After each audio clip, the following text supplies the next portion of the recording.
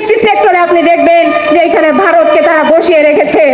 বাংলাদেশের ভারতের যে সীমান্ত রয়েছে সেই সীমান্তে পাখির মতো বাংলাদেশি নাগরিককে গুলি করে হত্যা করে ওই খুনি বিএসএফরা বন্ধুগণ।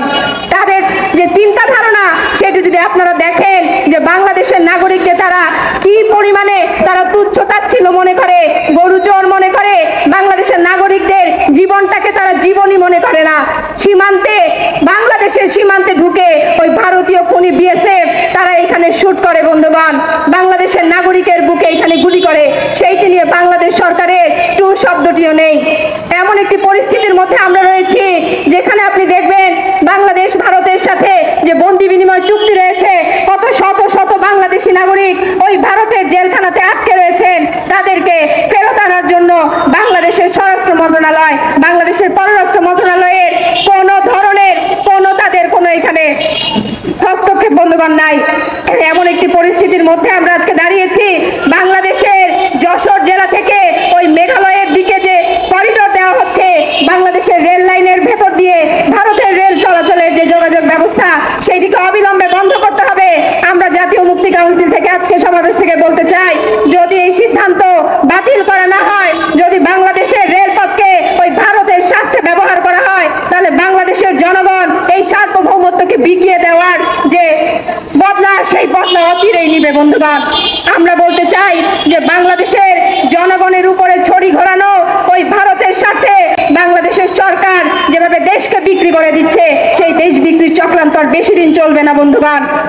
আমরা এই সমাবেশ থেকে বলতে চাই, অবিলম্বে ভারতের, আপনারা জানেন যে যারা ভারতের অনেকগুলো রাজ্য রয়েছে, সেখানে ত্রিপুরা, মেঘালয়, মিজোরাম সহ 7 সিস্টার্স নামে যে 7টি রাজ্য রয়েছে, সেই 7 রাজ্যকে ভারত সরকার দমনের জন্য এই বাংলাদেশকে তারা ব্যবহার করছে। এই কারণে বাংলাদেশের ভেতর দিয়ে এই করিডোর নেওয়ার জন্য তারা মরিয়া হয়েছে বন্ধুগণ।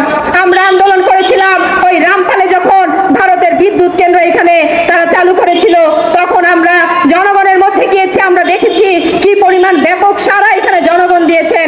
আমরা এখনো জানি যে এই করিডোরের বিরুদ্ধে, এই ভারতের রাজনৈতিক আগ্রাসনের বিরুদ্ধে বাংলাদেশের প্রত্যেকটা সাধারণ মানুষ তারা বিক্ষোভে ফুসছেন, তারা ক্ষোভে ফুসছেন। আপনাদেরকে ঘরে বসে বিক্ষোভ দেখিয়ে লাভ নেই, রাস্তায় নামতে হবে। সকল চক্রান্তকে নস্যাৎ করে বাংলাদেশের ভূমি, বাংলাদেশের জল, বাংলাদেশের স্থল, সকল কিছু বাংলাদেশের মানুষকে তার অধিকার আদায়ের কথাটি বুঝে নিতে হবে বন্ধুগণ। আপনারা জানেন ওই মংলা বন্দরের কথা বলতে গিয়ে, ওই তিস্তার পানি বন্টনের কথা বলতে গিয়ে কি পৈশাচিক নির্মম নির্যাতন করে হত্যা করা হয়েছিল ওই বুয়েটের আবরার ফাহাদকে। এই ছাত্রলীগ সারা রাত ভর পিটিয়ে আবরার ফাহাদকে হত্যা করেছিল। কেন? সে ভারত সাম্রাজ্যবাদের বিরোধিতা করেছিল বন্ধুগণ। আমরা সেই আবরার ফাহাদের উত্তরসূরি বলে দিতে চাই, ওই আবরার ফাহাদ শহীদ হয়েছেন ভারতের বিরুদ্ধে কথা বলতে গিয়ে। সুতরাং আপনাদেরকে যে যার জায়গা থেকে, যারা এখানে শুনছেন আমাদের বক্তব্য, সকলকে বলতে চাই, আপনারা নিজ নিজ জায়গা থেকে এই ভারতের বিরুদ্ধে এবং প্রথমত এই আওয়ামী ফ্যাসিবাদী যে আগ্রাসন চলছে আমাদের দেশের জনগণের উপরে, যেইভাবে আওয়ামী ফ্যাসিবাদ ঘাড়ের উপরে পাথরের মতো চেপে বসে আছে, তাকে উচ্ছেদের মাধ্যমে আপনারা এই দেশ থেকে দেশীয় শত্রু এবং বিদেশি সাম্রাজ্যবাদী শত্রুদেরকে আপনারা এইখান থেকে উচ্ছেদ করার মাধ্যমে জনগণের মুক্তি এখানে আসবে বন্ধুগণ।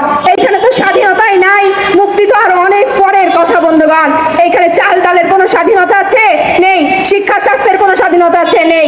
এই যে শাসক গোষ্ঠী, এরা একের পর এক আসে ভারতের ব্যবসায়ীদের স্বার্থে, নিজেদের এখানে লুটেরা ব্যবসায়ীদের স্বার্থে তারা সংবিধানকে একের পর এক সংশোধন করে, রাষ্ট্রকে নিজের মতো করে চালায়, আইনকে তারা নিজের হাতের মুঠোয় তারা পুরে রাখে বন্ধুগণ। এইখানে কোনো আইনের স্বাধীনতা নাই।